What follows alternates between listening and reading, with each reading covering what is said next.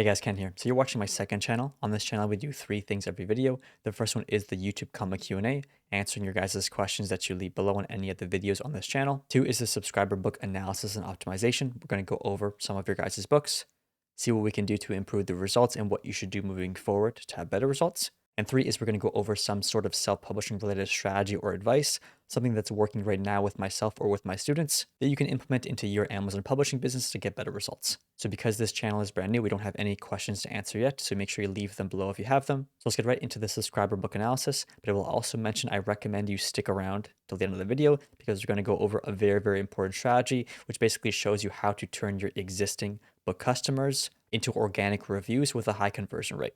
So we're just going to do one book analysis today and then dive right into the organic review strategy. But if you haven't seen me analyze a book before, basically I look at 7 important things to determine why the book might not be selling and how we can improve the results. The first question I ask is there a customer? The second is our book speaking to that customer directly if there is one?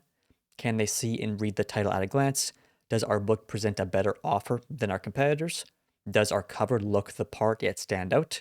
Is our product page designed to convert? And does it have enough social proof to warrant sales? So let's dive into the keyword, which is in this case, would you rather for kids and dads, and see if there is a customer. So when we search this up, there are 2 main things I'm going to look at to determine if there is demand. The first one is the search volume, just to see if there is keyword traffic. And the second one is the bestseller ranks of the books. Are they actually selling and making sales?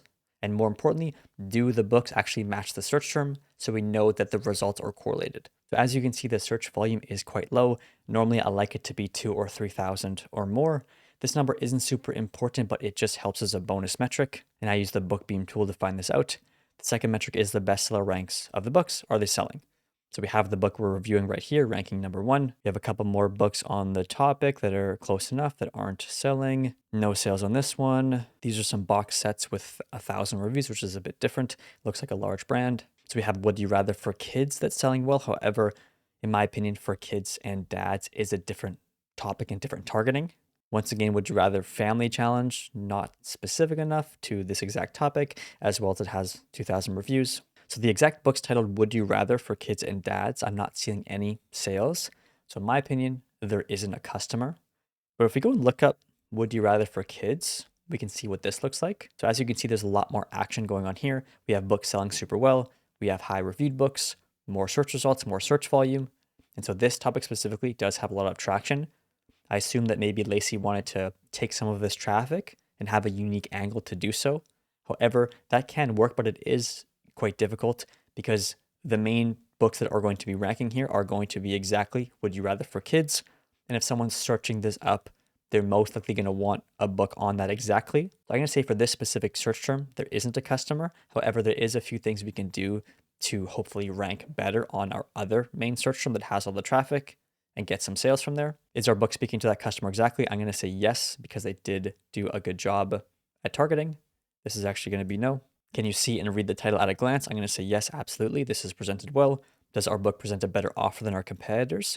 So going back to the topic for this example, I think Lacey's title does sound good and is very high quality. However, how I would improve it would be to include some more specific things like 100 plus, 200 plus, maybe an age range if it makes sense. Because as you can see, some of the competitors here have these numbers and it's just more visual in someone's head. They can picture what they're going to get. And if the number is larger, in this case, it might be more effective. This is more of a 0.5. I think it is targeting the topic very well and the cover is the best in the space. However, in terms of the offer, it could be a bit better, but we can say it's good for now anyway.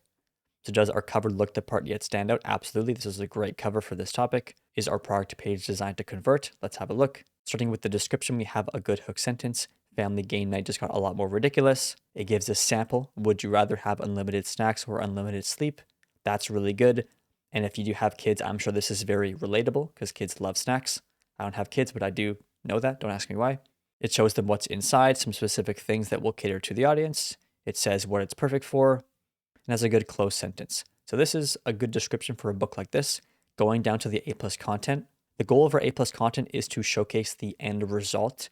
What is the person going to experience after they buy the book? Maybe this is a transformation, an outcome. More importantly, what is inside the book and how it is to read. In this case, she does have some interior images, which I really like. This is going to do a great job at selling the book.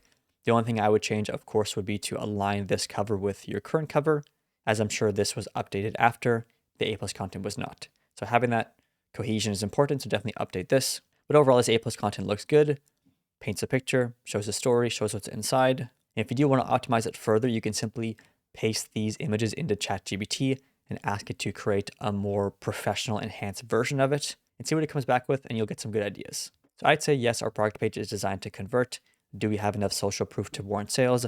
I'm going to say no because we only have one review at this time. So we definitely need to get the number up. And so your biggest bottleneck here is the keyword you are ranking for. Would you rather for kids and dads? Doesn't have much traffic. Would you rather for kids specifically does? Of course, it's a lot more competitive.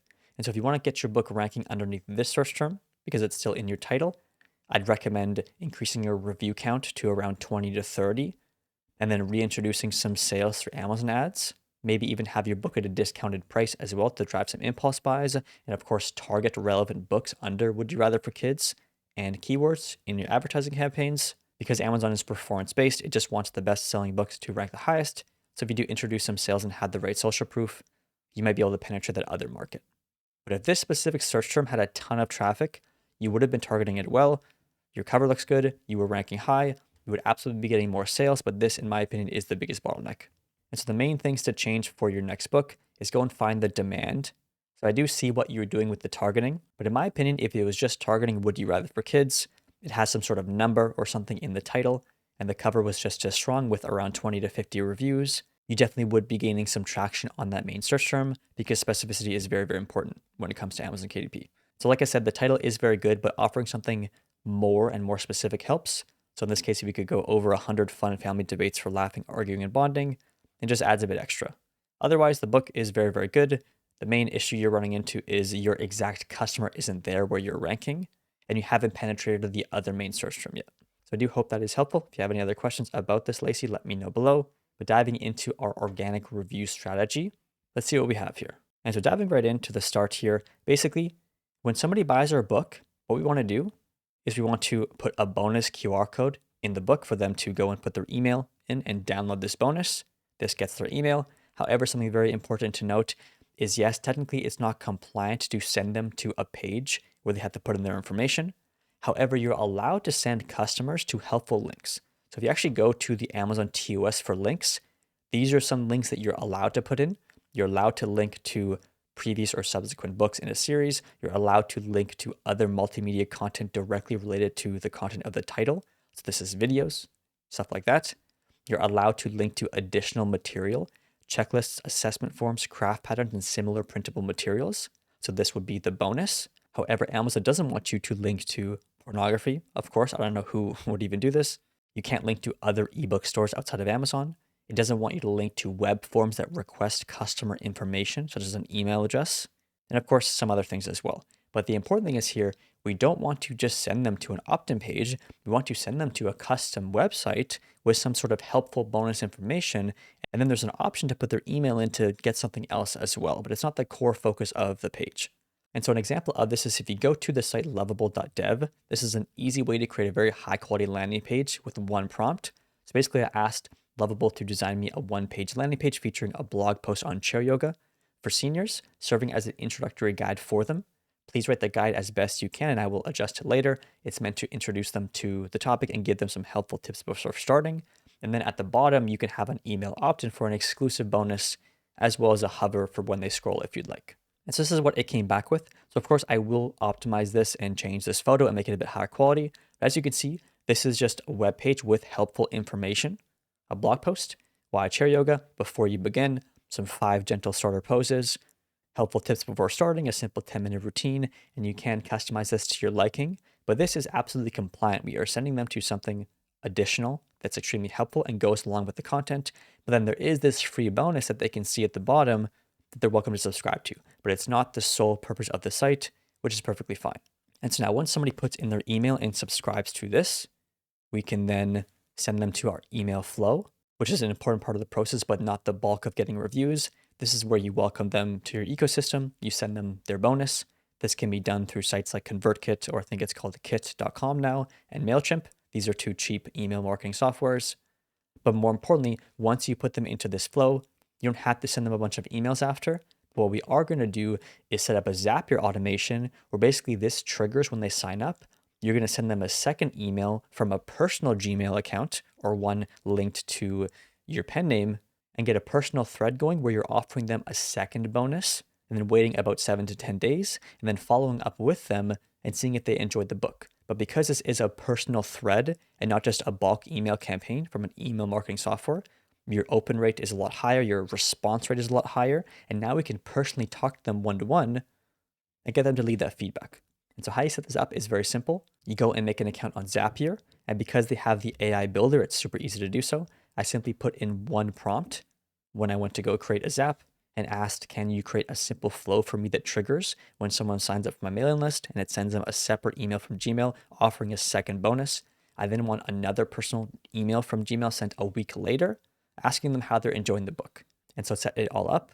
I just had to specify my email marketing software, which is MailChimp in this case. You select the list that you want this to trigger when they sign up to. You can also do other things like if you want to do a specific tag. So if it tags a customer, if you have multiple different books and multiple different lists, then it will send this. Then once it does that, you can put a time delay or just send the email, but it's going to send a personal email from whatever Gmail account you have linked here. And we can specify the text here. We can simply say, hey, I appreciate you buying my book. I hope you enjoy the content. By the way, I have another additional bonus for you. I think it's going to be very helpful for your journey. And maybe this is something different from what you've already offered them. And of course, like I said, maybe having a time delay is good, maybe a day. And then they can download the bonus. But like I said, this is a personal email, as if somebody emailed you, not a bulk campaign email. And there is a difference. And then we're going to have a delay. So a delay for 7 days. You can configure this and then send another email. It's going to follow up and say, hey, by the way, I just wanted to check in and see how you're doing, see if you enjoyed the bonuses, and if you have any feedback about the book. And of course, you can specify what this is here or get the builder to do it for you. And then now when they respond, because it's a personal email from a personal email, you can just simply chat with them in the thread. Ask them to leave their feedback on Amazon after you talk with them for a bit. And you can also specify you want them to leave a photo or video review. And over time, if you're making hundreds of sales every single month, this is easily going to convert into 20 to 40 organic reviews, some even with photos. And one of my students, Mario, is actually using this right now, and it's been extremely effective. I think he's gotten around 30 organic reviews in the last month, one of which had a photo attached to it. And so if you're already making sales, don't just let your customer vanish in the wind.